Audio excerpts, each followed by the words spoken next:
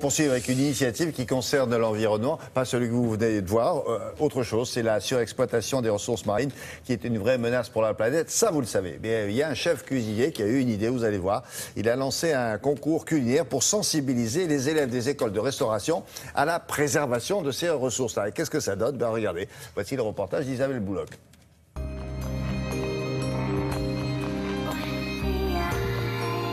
Venus de toute la France, les 9 finalistes du concours culinaire lancé par Olivier Rollinger et l'ONG SeaWeb se retrouvent ce matin au lycée hôtelier de Dinard. Ces apprentis cuisiniers ont apporté leurs propres ingrédients pour réaliser 2 recettes et surtout défendre une cause, la préservation de la biodiversité marine. Le principe de ce concours, c'est de présenter avant tout des poissons qui sont durables. On fait attention si le stock est suffisamment abondant pour qu'on puisse à nouveau consommer ce poisson. Si la taille minimum est respectée, si la saisonnalité est respectée et si la technique de pêche est responsable. Les cuisiniers, aujourd'hui, doivent absolument prendre en compte ce garde-manger qui n'est pas inépuisable, qui est celui de la mer. Bien souvent, il y a une méconnaissance des produits et c'est toujours les mêmes poissons, c'est toujours les mêmes coquillages. Et il faut absolument diversifier l'offre.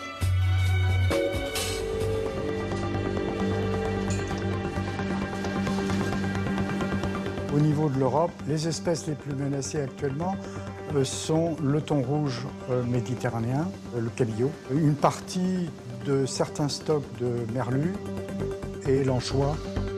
80% des stocks de pêche sont exploités au maximum ou surexploités. On sait qu'il y a des techniques de pêche qui sont plus précautionneuses de l'environnement que d'autres. On sait qu'il y a des espèces qui sont plus fragiles que d'autres. Et la restauration a un rôle fondamental à jouer.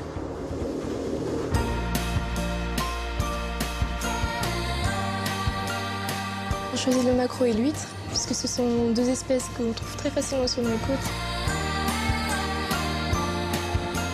J'ai choisi un ormeau d'élevage bio qui est développé sur les côtes bretonnes, justement, pour mettre en avant le terroir.